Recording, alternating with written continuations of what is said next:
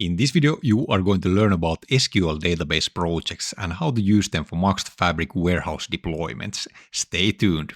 Welcome to the video. My name is Aleksi and on this channel I cover Microsoft data platform related topics. In this video, we will continue our DP-700 exam prep series and a link to the entire playlist can be found in the description. This is the episode 23 in the DP-700 exam prep series, and in this episode we will cover SQL Database Project.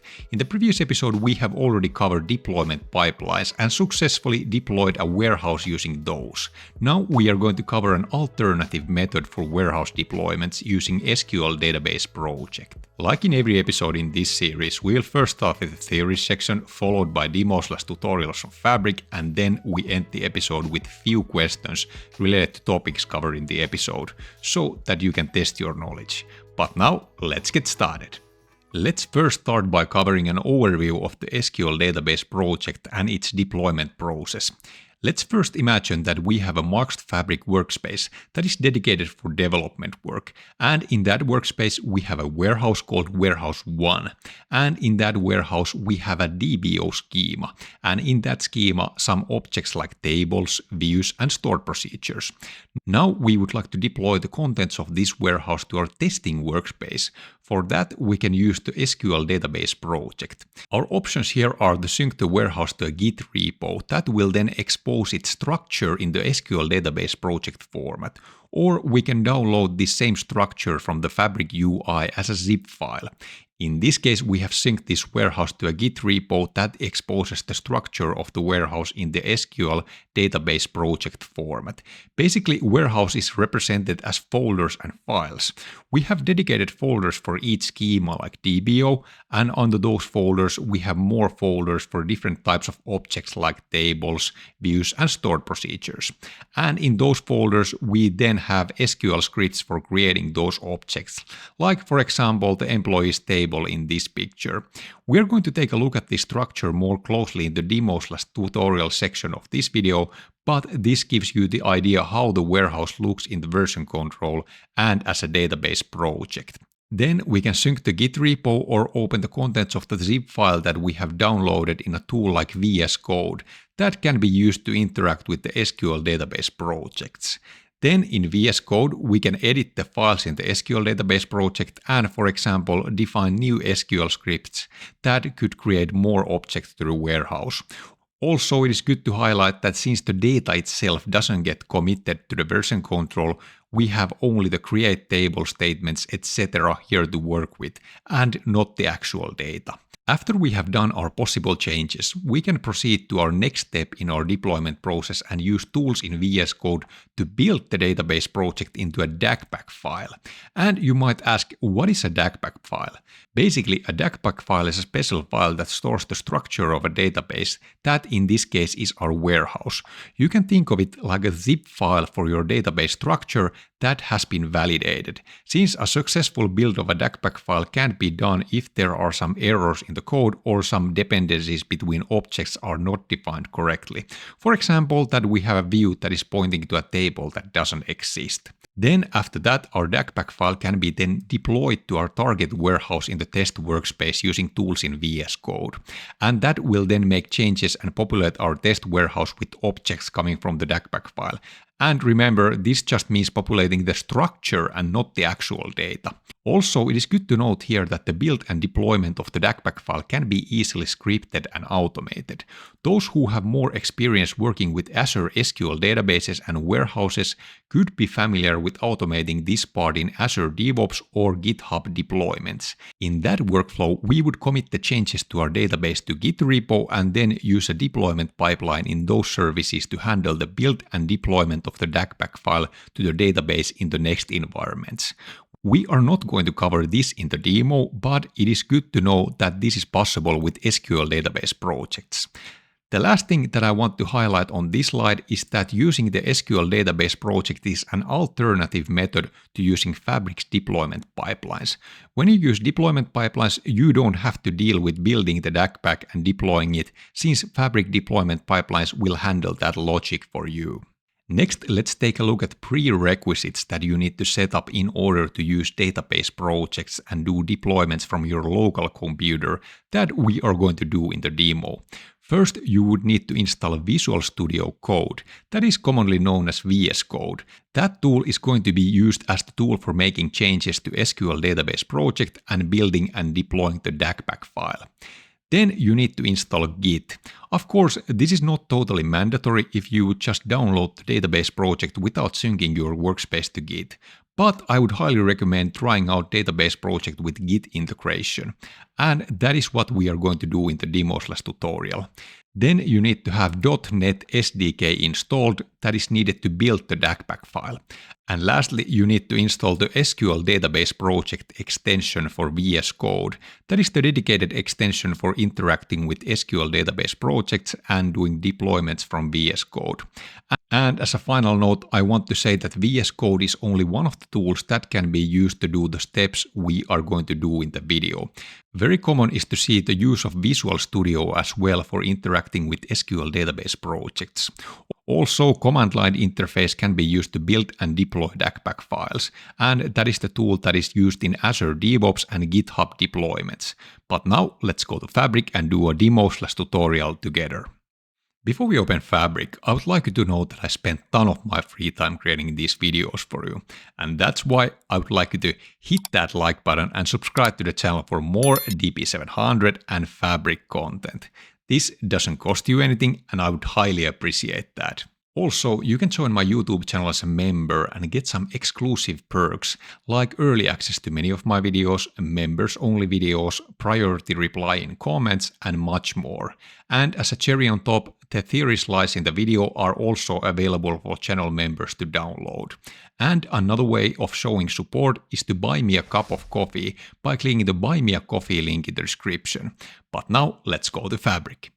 Now we are in Fabric and I have my DP-700 tutorial workspace open here.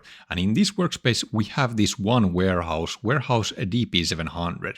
And in this warehouse we have a bunch of different schemas and tables and other objects that we have been creating to this warehouse in the previous tutorials in this series. Let's see when this warehouse will load up, and here we can see that we have a bunch of different schemas, and in these schemas we have different types of objects like tables and views and stored procedures, etc., depending on the folder or depending on the schema that we have there. In the previous episode, we already deployed the contents of this warehouse to our test workspace using a deployment pipeline. But today I want to deploy the contents of this warehouse using an SQL Database Project. And the warehouse to which I want to deploy the structure of this warehouse is in this warehouse deployment test workspace. And here I have this warehouse that is currently completely empty, and we shouldn't have anything here because I haven't deployed anything to this warehouse yet. And here we can see that we only have the standard and default schemas in this warehouse. But yeah, remember that we have already attached this workspace to Git in previous episode, and here we have that Git repo. And here we can actually see that warehouse in the Git. And here we can see that this warehouse is already represented in SQL database format in Git when we sync this. And this is the default format how the warehouses are represented in version control. Here we can see that we have those different schemas here, and under those schemas we have some different objects. For example, in this 13 schema, we have some tables, then we have some views, and then we also have some stored procedures. So we have different types of objects here, and here are their create statements in SQL. Then these create statements can be used to create the structure of our warehouse to an empty warehouse. And that is what the database project will do, and also the deployment pipelines will do the same thing. Also underneath here we can also find this SQL project file, and from this file we know that basically this is a SQL database project. Next, I would like to clone this repository to my local computer, and then on my local computer do some changes and build the DACPAC file out of this database project, and then deploy that DACPAC file to that other warehouse that I just showed to you. We can quite easily clone this repository in VS Code by going to the repository level and then clicking this clone. And here we have this option to clone in VS Code, and I'm going to click that. And this will then prompt us to open the Visual Studio Code, and I'm going to click that.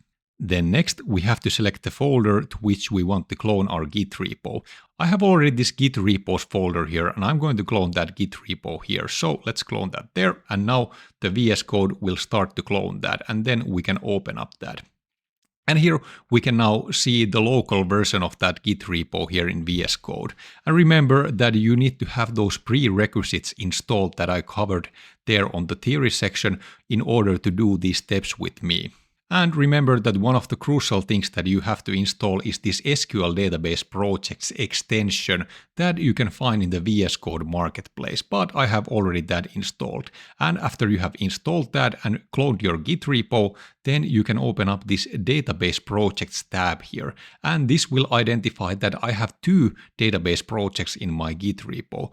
I have that staging warehouse for data flows that I'm not going to use in this demo, and then we have that project for this warehouse DP-700 that we are going to actually use in this demo. This SQL Database Project extension would allow us to do quite many operations with our SQL Database Project that are way out of scope for this video, since DP-700 will only require some basic knowledge about database projects. But here we can see, for example, if we right-click this, that we can define some new tables, new views, stored procedures, and pre- and post-deployment scripts to this project. But those are things that we are not going to cover here now. But then we have also these build and publish buttons here that we are going to use shortly. But in this view, we would be able to make some changes to these create table statements that we have, for example, in this episode 4 folder. For example, here I have a create table statements for assignments that would create that assignments table when we do the deployment. Also here we could actually modify these. For example, we can change the assignment ID to be assignment ID _123. And now this would be the table that would be added to that DACPAC file and then deployed to that following warehouse. And I can actually leave this change here because I'm not going to commit the changes that I do here back to the version control. But of course we could do that as well. Next, from this view, we could actually build that DACPAC file that could be then deployed to our target warehouse. And to build that file, we can right-click to warehouse here, and then we can select build. And this will start the build process here that will build that DACPAC file. And now that build is going on, and we can soon see a result, was that build successful? And there we can see that build succeeded. This means that all the dependencies and all the code is correct in the database project. We can actually do some tiny modification here that would cause error in the build. So if I add here some random letters and then I save this and then we would try to build this, we would result into an error. So let's try to run this again with that error now there, and now the build shouldn't succeed. And we can see that build failed because the build will validate our code and check for those dependencies. But yeah, let's remove this error for now and let's save this so that it won't cause any issues when we are doing the actual deployment. And next, let's publish/deploy that DACPAC file to that new warehouse that I have in that new workspace. In order to do that, you can right-click that warehouse there and then click this publish button. And here we want to select publish to an existing SQL server, and then we don't need to use the profile, and then we are actually going to create a new connection profile here that will point to that workspace and to that warehouse. So let's click this create connection profile, and here we have to define that connection profile. And here we first have to provide a name for our connection, and I'm actually going to use the workspace name here because basically this is a connection to that Fabric workspace. And next we have to provide the server name, and that is actually going to be the connection string of the workspace. So let's go back to Fabric. And here in Fabric we can get that connection string from multiple different places, but one easy place is to get that from the settings of our warehouse, and here we can find the SQL endpoint, and this is basically the SQL endpoint of the workspace.